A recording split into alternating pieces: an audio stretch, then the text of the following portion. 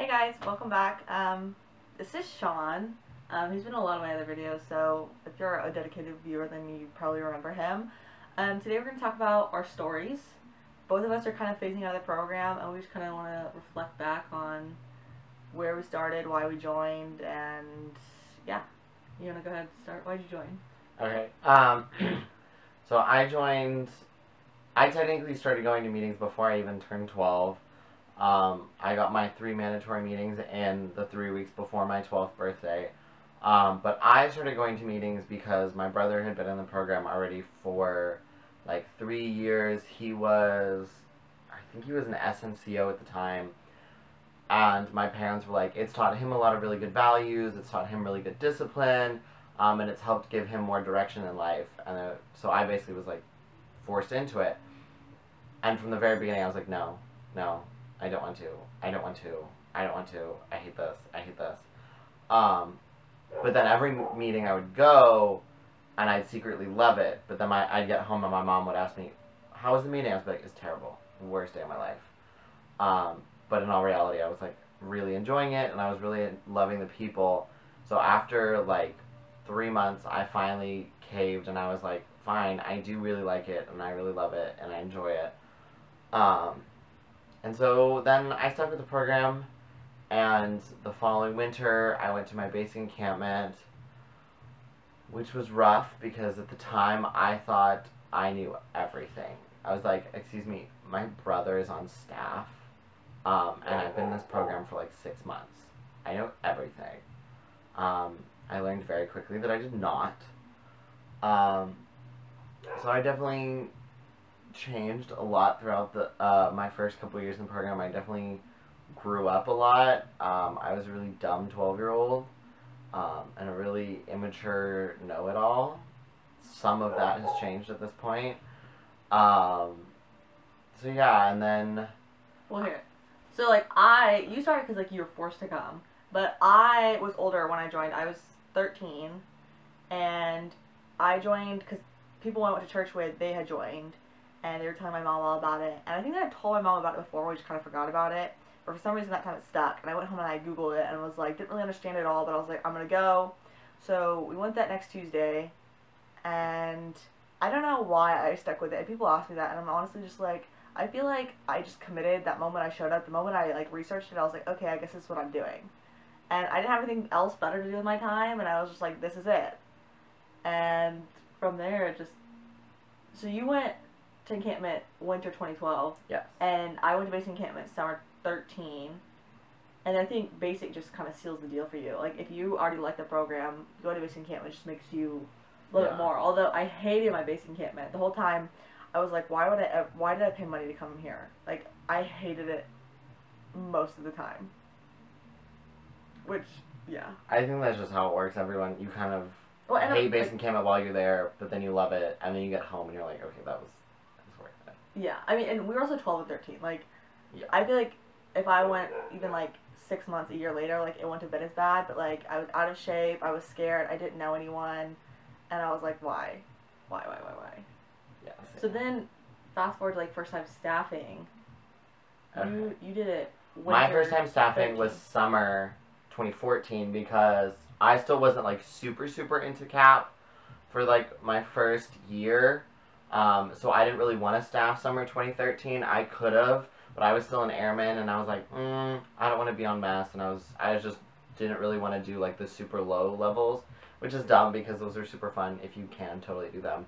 But I didn't want to, so I skipped out on summer 2013, and then I was out of the country for winter 2013. And so my first time staffing was summer of 2014. I was admin. I was a master sergeant? Something like that. Yeah. I was like in the middle of the sergeant range. So that's interesting, because, like, well, this is also the first time we met, which is not significant then. Mm-hmm. But now looking back, it's kind of funny because we went to SNCO together, which is Senior Non-Commissioned Officer Academy, which is like a Texas wing school only. So like that's where we first met, and then you staffed that, and then later on that winter, so winter 2014, I was a flight sergeant and he was a first sergeant. Mm-hmm. And I think that was the first time like we actually knew each other, because when I went to basic encampment, his brother was my squadron commander, so I already knew like the further name. Mm-hmm. And then after that, we went to OTS together, which is Officer Training School. It's like part 1 of Texas Wing's RCLS program. And then that's when we first like were like, okay, you're kind of cool. Yeah, that was our first like real conversation. Yeah.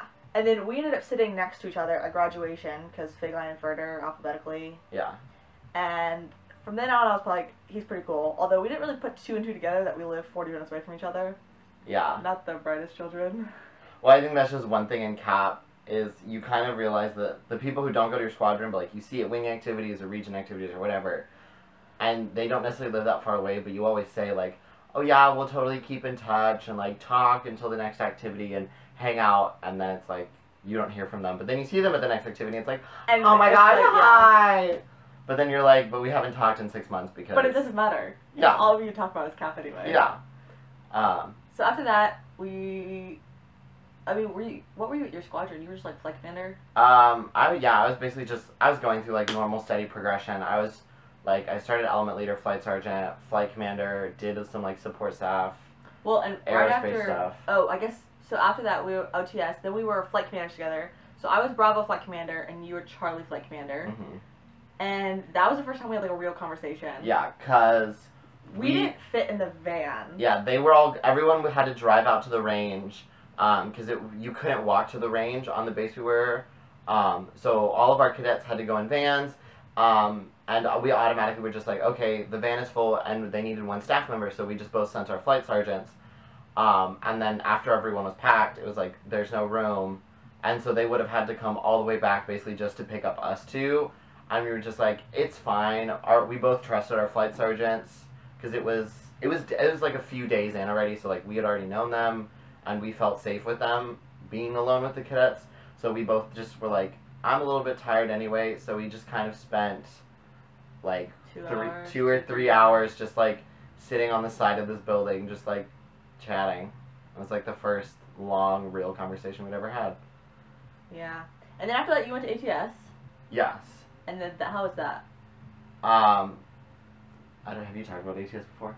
Briefly, I don't think they're gonna. The ATS is like Texas Wings Advanced Training School, and I know a lot of wings have it, but like ours is on a different level, and I know other wings are gonna say that, but like it's intense.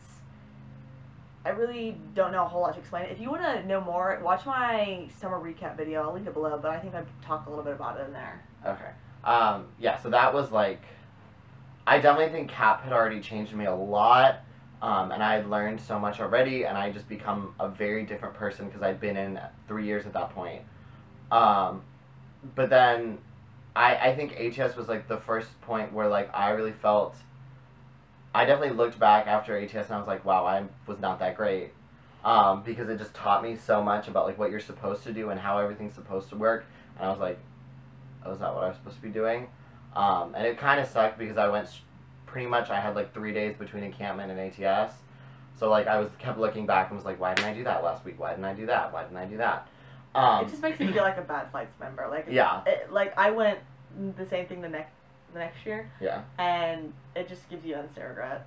Yeah, but I think that was definitely the first activity because pretty much up until that point I was living as little further because my brother is 3 years older than I was. So he's also been in the program since he was 12. So like he already when summer 2015 when I was a flight commander, he was cadet commander. So like I was always just kind of living as little further, and it definitely had benefits because people could just go ask him like, how's your brother? Is he going to be good at this? And normally he gave good reviews because he knew what I could do. So that was nice, but also I was living in a shadow, which kind of sucked. I was just like the secondary furter. And so after ATS, that was like the real turning point for me, where like I was no longer just little furter. Like I was able to establish myself and like build my own credibility at that point. And it did help that was my brother's last Texas activity because he went off to college after that. So that like ATS was kind of my big turning point of like, I really started to figure everything out and I improved a lot and I started building like my own reputation and my own credibility at that point because like as a flight commander I was just like pretty mediocre as a flight commander at that point, so that was like my real turning point in CAP. So after I was flight commander. I that summer went to NISA. That's my first NCSA. It was pretty great. There's a video on it. I'll link it below as well. After that summer, that winter. What happened that winter? Winter 2015. You were not at encampment I because was not. I was with family on vacation. Yeah, that was a very interesting. You were flight commander again. Yeah, I was a flight commander again, and my flight sergeant was one of our really good friends. So that, like, the staffing was really good for us, but the overall encampment was really rough, because we got moved very last minute to our wing headquarters, which was very small and is just not built to hold an encampment. So we were all really crammed together. We couldn't do a lot of our normal activities. So it was just a really rough encampment, but that was definitely the encampment that I felt that, like, that was the first time that I shined, because I was really good friends with my flight sergeant. Not necessarily before, but, like, we just clicked. Like, we showed up and, like, I could look at her and she'd know exactly what I was thinking and what I wanted her to do.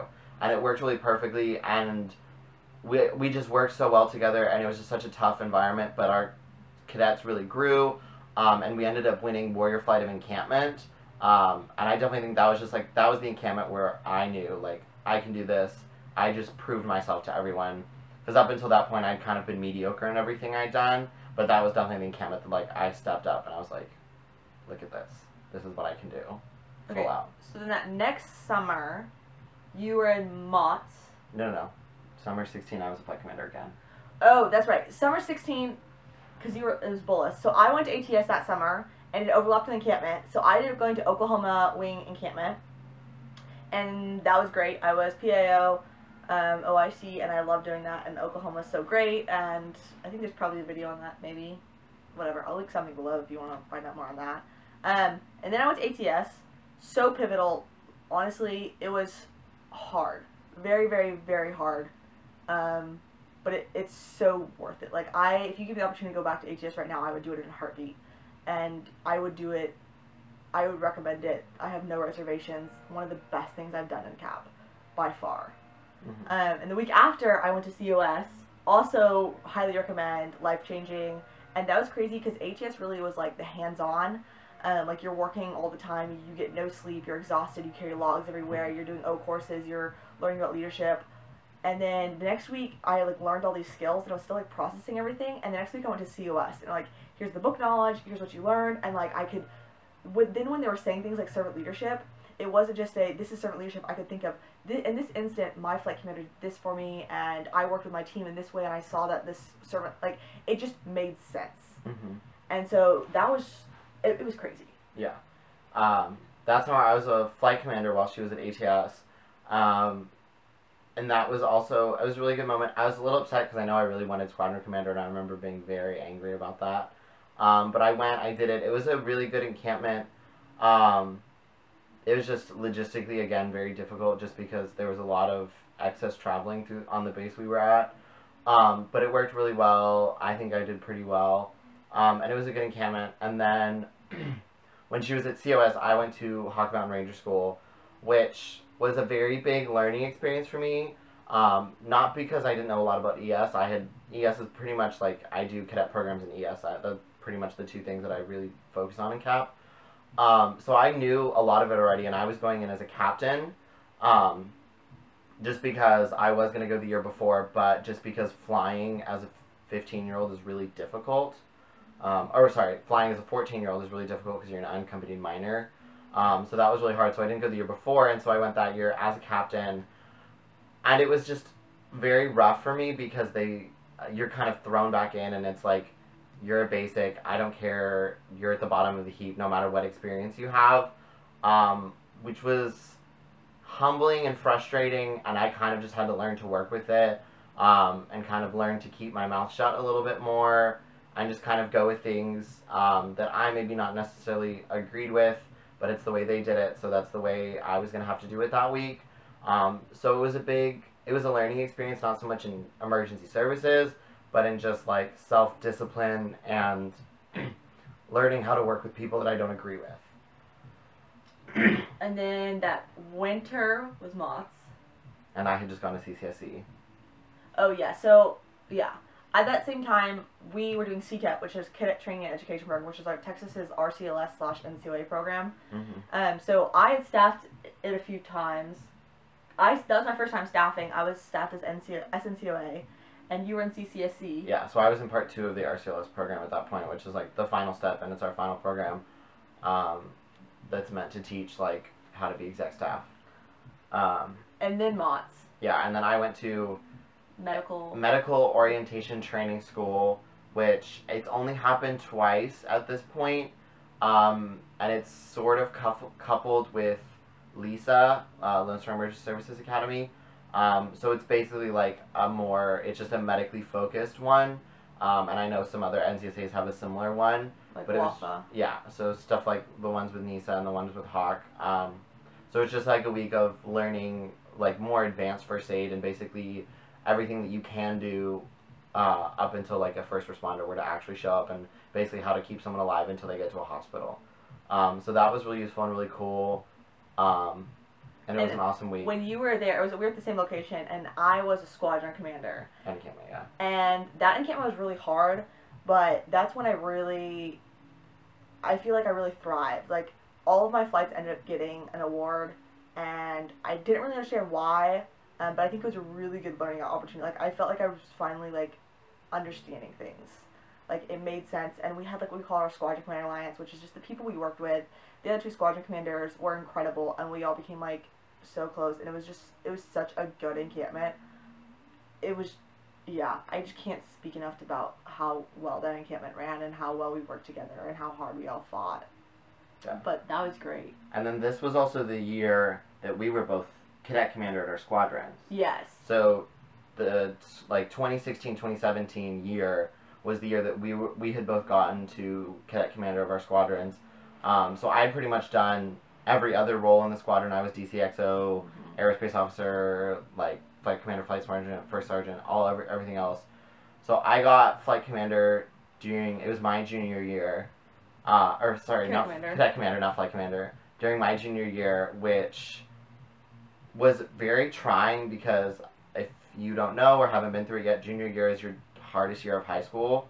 If you're in public school, it's just, that's when everything, and you have to figure out your life. You take your SAT, your ACT, like that's some of the hardest classes you'll take throughout high school fall on your junior year, and that's just kind of the year that has the most pressure. So doing that along with all the other stuff I was doing, plus being cadet commander, was a lot, and it was a really hard time management thing, and just making sure to balance everything while also doing like Texas Wing stuff and encampments and CTEPs, and all of that while still keeping up schoolwork was definitely very difficult for me. There was just so much going on, so it was a very strenuous year just because I had so much that I had to do every single week, every single day. But it definitely taught me a lot because for my squadron, I was kind of coming off a low, because the past year we had so much turnover, because one of our senior members decided that all of our older cadets who were about to graduate deserve to be cadet commanders. So we went through 3 cadet commanders in 1 year, which was just very rough in the turnover, and they didn't all work together really well. So it was a very broken up year, and it just didn't work really well. So we lost a lot of cadets. So I kind of had to rebuild the whole squadron that year. So it was definitely a big learning experience. It was a lot of recruiting people, restructuring the whole curriculum to make it more exciting and try and pull people back in, so that we can get on like a good path. And I had to train all the people under me so that they could take over when I'm gone, because it was also we were gaining so many new people that we were just so focused on, we have so many new people to train. So there was a lot of pressure in that year, but it definitely taught me a lot, and I think that's probably the year in CAP that I grew the most, and learned the most overall, just because I had to, otherwise I wasn't going to survive. Yeah, and my cadet commander term was kind of a mess, just because at the same time, like, we had the same kind of issue of all our upper level leadership left pretty much the same time. So we had people who, like, so my squadron had gone from this place where we had a bunch of upper level officers and all our support staff positions were OICs, to now a spot where we were lacking officers and lacking those people who really had the experience. So then we had to have the people who weren't ready for it step up to positions, and it was just kind of a mess. 'Cause at the same time, we also had senior member transitions that it was rough. Then wing-wise, we staffed another CTEP.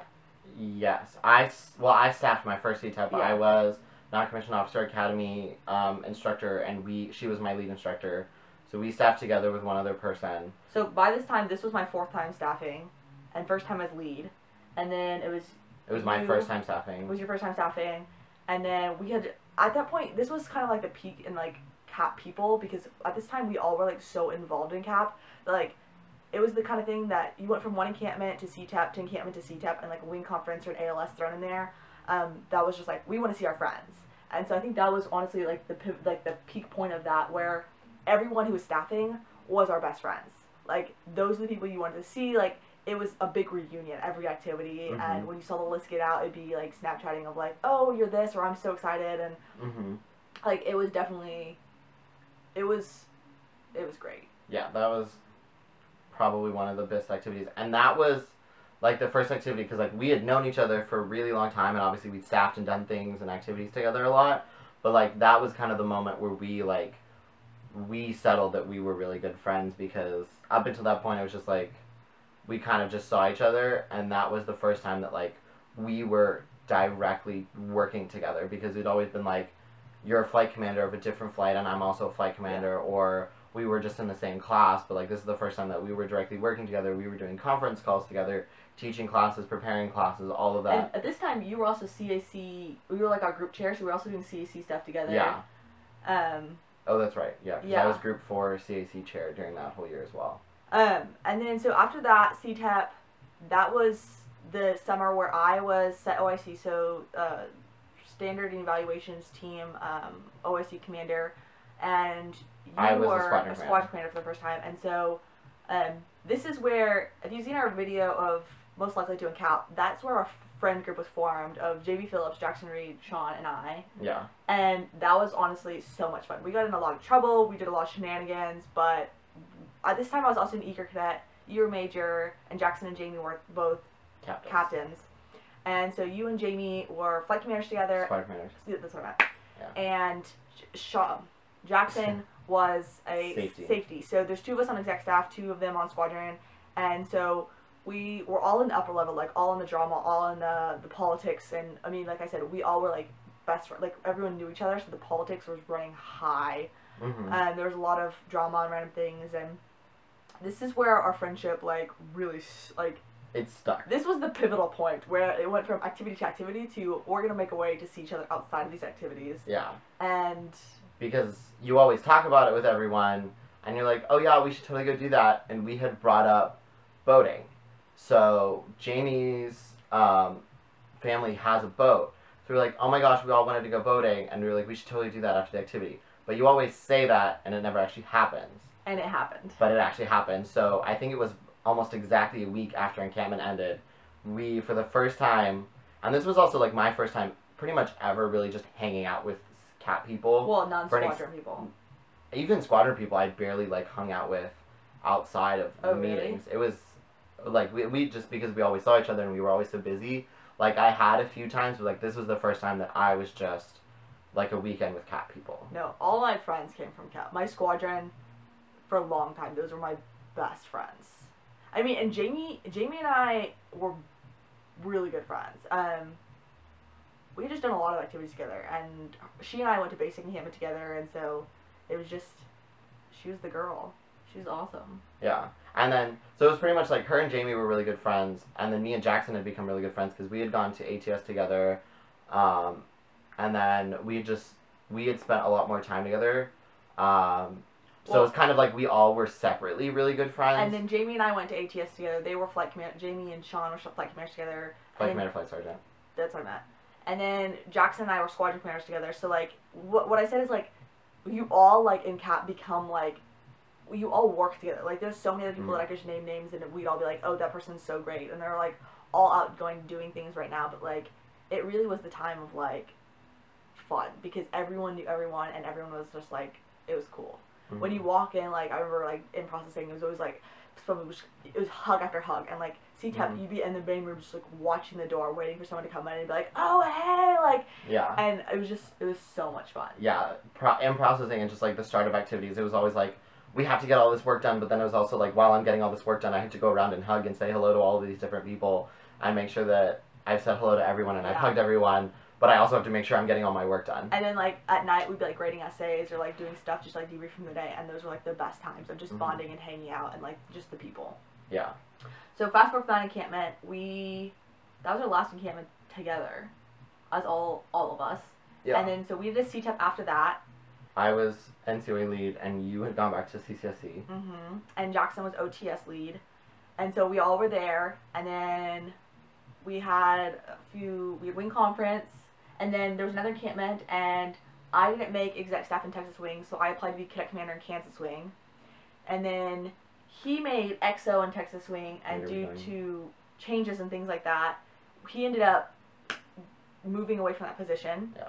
And so we ended up going to Kansas Wing encampment together. I was the cadet commander, and he was set OIC. And then Jackson stayed in Texas Wing to be DC, deputy commander, and then Jamie was also out of the program at this time. Because she had enlisted in the Air Force. And that encampment was incredible. We left on Christmas Day to drive, like, 14 hours to Kansas. And I met people I had never met before. There was not a single person there that I knew. Or who I'd met before. Besides each other. And that was honestly the most incredible encampment. First of all, I'd never seen snow before. There was snow. The senior member who we met is one of the most incredible senior members I've ever met. I cannot speak higher about the encampment. I'm so proud of my staff and the way things went, and curveball after curveball, tears and anger and joy and laughter. It was great. And also at that time, I was also NCAC vice chair, and you were... I was Texas Wing vice chair. Yeah. So CAC has been a thing that's run through, and I'm still currently a part of, and... I'm technically a part of for like a month. So we also were like had those things in common, and then after encampment, that was our last encampment. Yeah, that was both of our last encampments, because since we'd both kind of done upper level staffing, we both staffed CTEP multiple times, we'd both done a lot of CAC stuff, we'd both been cadet commander at our squadron, so this was kind of the time, and she was in her first year of college, I was in my senior year, so we both kind of were having less and less time for CAP. I was looking forward to, like, what am I doing next year for me going to college, and I was just kind of enjoying my, like, last few months at home, seeing all my friends from school and all my other activities, so I was definitely very heavily stepping away from the program, because summer of 2017, I had given away cadet commandership, and so had she. Well, and you, the summer before, had gone to COS. Oh yeah, I have also went to COS. Highly recommend. Amazing program. And then I went to IAs. I did IAs in Canada, and that was really awesome. Really cool opportunity. And so then we were cadet commander, and then we had wing conference together. We did a wing conferences and national conference in there somewhere. Yeah. And then after that, this past summer, none of us did encampment, and you and Jackson went to Korea. Yeah, we did IAs Korea, which amazing experience. Highly recommend. Do it if you can. It's amazing. So that's us out of cap. None of us have squadron positions anymore. Yeah. I haven't been to a meeting in 4 months. Yeah. We went to one meeting yesterday, and it was literally just like my goodbye meeting, because I'm going out to college now.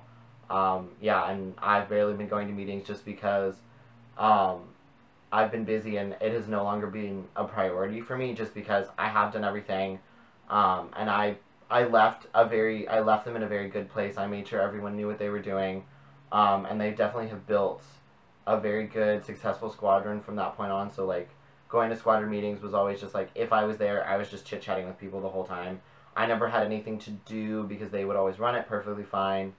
And then, like, I was phasing out of CAC. I didn't have any wing positions left, so CAP just kind of went to the back burner, and it was just kind of that extra social thing that I did every once in a while when I had nothing else to do on a Tuesday. Yeah, and well, now we don't need to go to CAP to see each other, so we're Yeah, good. and we started hanging out, and us and Jackson have hung out pretty much purely away from CAP at this point.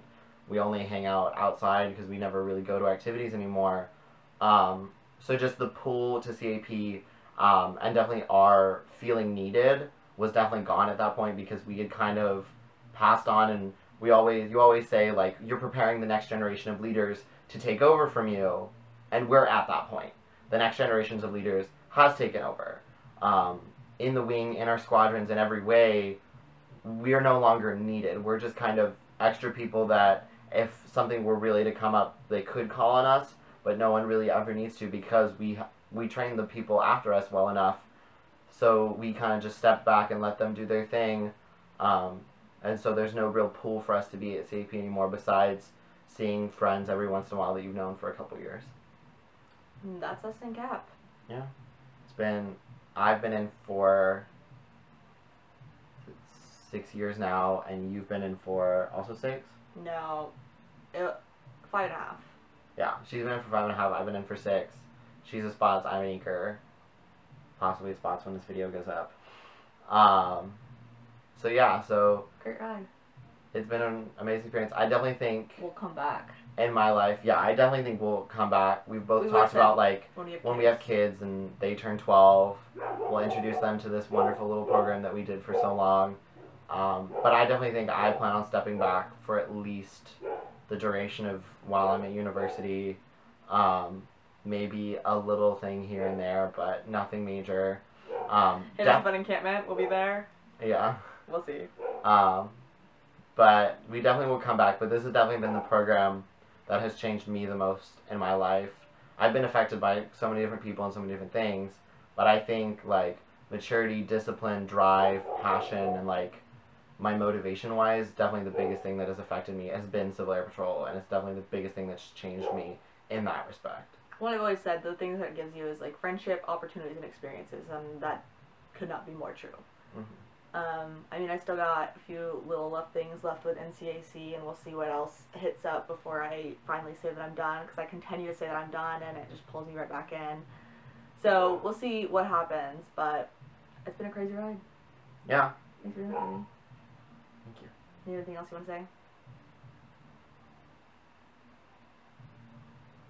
Do everything you can. If you're still a younger cadet, do everything, even when it sucks, even when there's drama and politics. Push through, embrace every little moment, embrace every learning opportunity. And if you are older, don't necessarily be afraid to step back. It's not a bad thing to want to take a few years off and maybe come back as a senior member when you're older. I definitely think this is a program that can tire you out a lot emotionally and physically, and it does take a lot of time out of you if you really invest in it.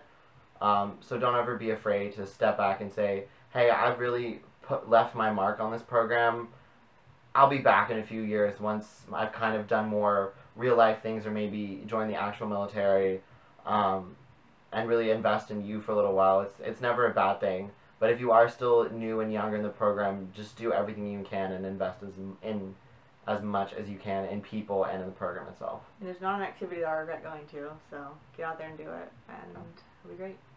Anyway, guys, thanks for watching. If you have any comments, leave them in the comments below. Check the description. I'll leave a bunch of links to videos and things we talked about. If you have any questions as to acronyms, maybe I'll leave them down below because we talked really fast. If you want to see more videos with Sean, give this video a like, thumbs up, and I'll leave the other ones that he's in below. Also, if you want to follow us on social media, he likes it when people follow him. Anyway, bye guys.